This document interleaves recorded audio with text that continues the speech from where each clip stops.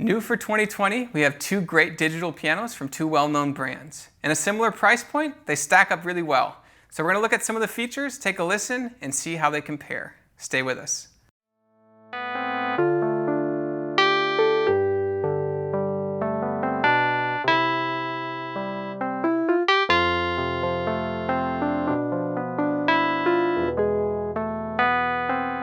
Hi, Patrick Marr with Alamo Music Center in San Antonio, Texas. You can find us online at alamomusic.com. If you haven't already, please subscribe to our channel, sign up for notifications, like our videos, and leave us some comments. We love to interact with you guys.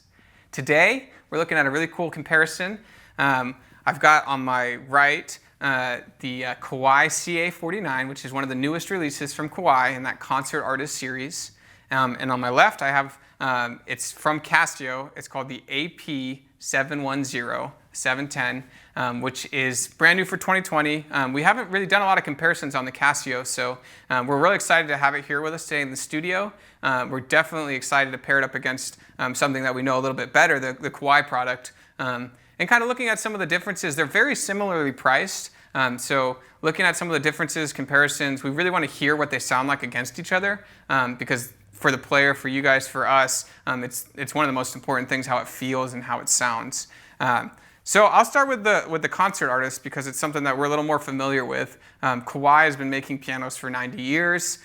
They really kind of know what they're doing. They've dialed in that they are primarily a piano manufacturer with digital piano options that complement their acoustic piano line. And so in this concert artist, they have the 49, they have a 59 that's coming out, they have a 79, and they have the 99. Each one of them kind of introduces a new set of features, but they wanted to keep a consistency across the board, and that is the wooden keys and that SK piano engine that they have. So the SK is modeled after their 9-foot Shigeru Kawai. It's a great sounding instrument. We've actually had the privilege of having that 9-foot piano in our store. I've been blessed to play it. It's an incredible sounding instrument. But they wanted to bring that through their concert artist line. They wanted to make it accessible to everybody, whether you're in an apartment, whether you're in a piano studio, whether you're in a home and in your bedroom and you're practicing. It's an instrument they want accessible to everybody, and they really do that in their concert artist series. I'm a huge fan of the sample. I'm a huge fan of the way it plays. They have really cool features in the virtual technician, so you're able to kind of make it your own through the virtual technician app and through the controls. You can kind of dial in if you like a harder action or if you like a softer action. It really kind of makes you the creator master of the piano. And it's just a lot of fun to play with. I think the sample is great. I think the action is wonderful as well. So I'm a big fan of the concert artist series. We have a whole video on that we'd love you guys to watch on the CA49 and on the CA49 versus the 48, which is its predecessor. You have 16 samples in the concert artist, 16 different voices. And so a couple of those are piano. The majority of people who will buy the concert artist will use the piano primarily. So there's the SK, the EX, the upright piano. There's the addition of adding strings. So that's another big use is marrying strings with pianos. And so both these pianos can do that. But we'll show you guys some of that on the sample when we play these a little bit later. The display is different on the CA49 from its predecessor as well. It's got a nice little OLED display at the top that kind of allows you to navigate the menus a little bit better. And then you're able to take tone control. So there's tone control in this, and you can operate changing something from being a little bit brighter or darker. And I think there's about 10 tone control options on there. It's either 8 or 10, but there's a good amount of options on there to kind of go through the same piano sample and change the voicing on it.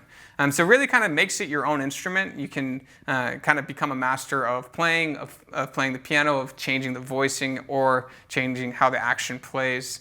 So just a really cool instrument. Also has a little bit of recording technology, some lesson books that come along with it, and then there's also an iPad app that works with it really well. And so that brings me to Casio over here. So Casio, I would say, is kind of new in this space of digital piano and couple $1,000 price range.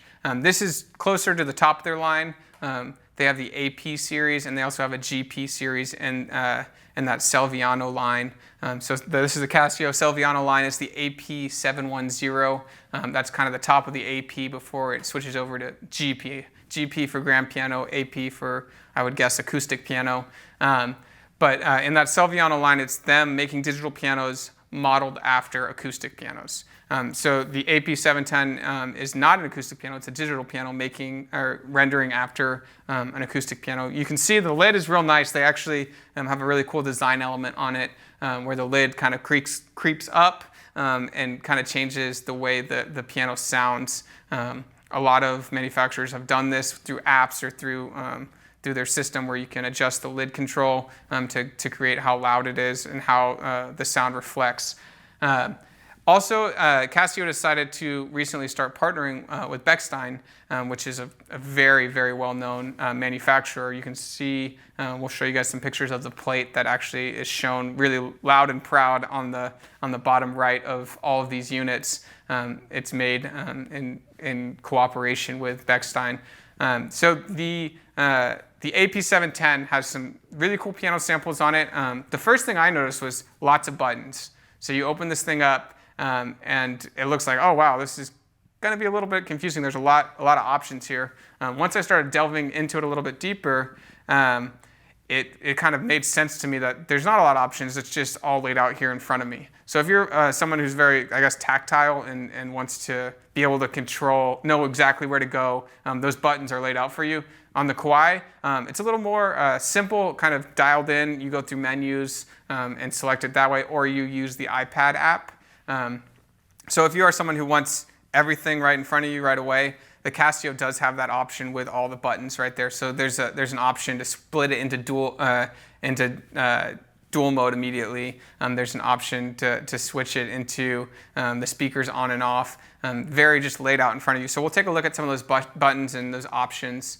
But it also has 3 different piano sounds that they're proud of. And they call them based on the location of some very famous manufacturers. So you have the Berlin grand piano sample on here. That's where Bechstein is from, Berlin. You have the Hamburg grand piano sound on here. Hamburg, there's a Steinway factory in Hamburg that's very, very famous. And then you have the Vienna grand on the 710, which is where Bosendorfer is from. So they're not saying that those are direct samples, but they are saying that these grands are either mimicking or recordings of some very famous brands. They definitely don't say they are Bosendorfer, Steinway, and Bechstein, but they do hint at it very, very bluntly, I would say, with the name of that. You also have the options for reverb control right on buttons. So we'll show you guys some of the different voicings that you can do with that.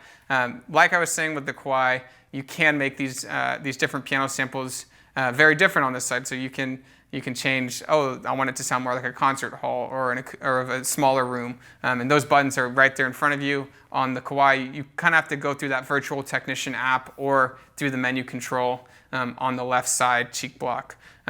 So I would say probably one of the biggest advantages to the Casio would be button layout. It's a little bit easier to navigate, especially for a beginner. The Kawai is going to be a little bit more compact, not so busy looking. So if you're more design element or design focused, you might like the Kawai's simplicity. It also surprisingly weighs about 20 pounds more than the Casio. To me, they looked like the Casio was going to weigh more because of the size, but the Kawai comes in a little bit lighter. Kawai comes in a little bit heavier, so that's just something to be aware of if you are moving it. I think this is 108 pounds. This is about 128 pounds. But yeah, so we wanted to show you guys what they sound like. We're going to take a listen here in a minute and just listen to them. Let us know what you guys think. They are both very closely priced, which is one of the reasons we wanted to put them here. They're very good options for a beginner or for a music studio. You don't ever have to tune a digital piano. One of the benefits of having something that's a little bit nicer like one of these two would be you can stick with it for 5 years and never need to progress. The biggest thing, again, I think there's wooden keys on the Kawai really are a huge upgrade. And that SK sample is amazing. Casio has the buttons. kind of the nice layout where it's easy to control. And the Bechstein, it's not a Bechstein action, but it's made in collaboration with Bechstein. It does feel very good. So I'll let you guys know here in a minute after we play it what I think of the actions, and let us know what you guys think of how they sound. So let's check them out.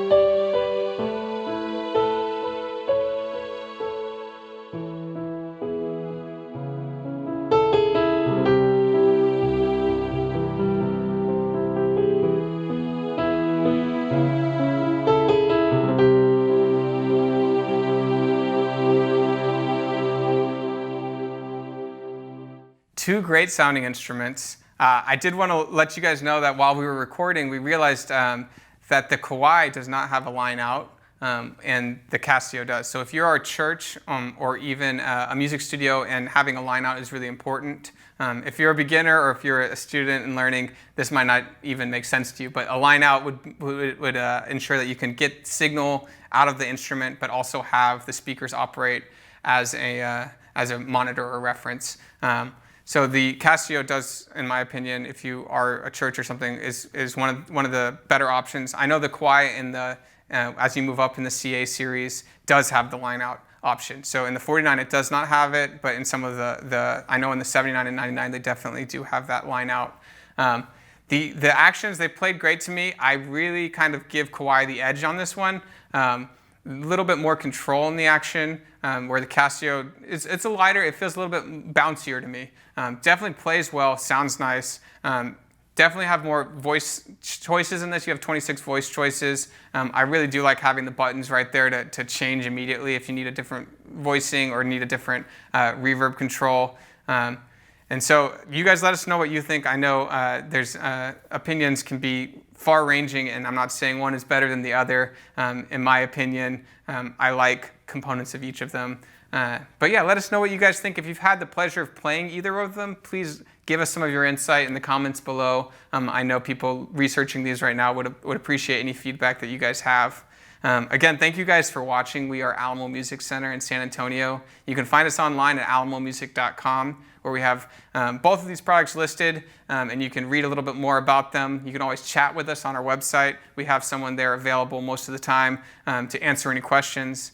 Feel free to give us a call or visit us once quarantine ends and once we're all back to normal. Feel free to come visit us here in San Antonio. Again, if you haven't already, please subscribe to our YouTube channel, sign up for notifications, like our videos, comment. We love to interact with you guys. And thank you guys for watching.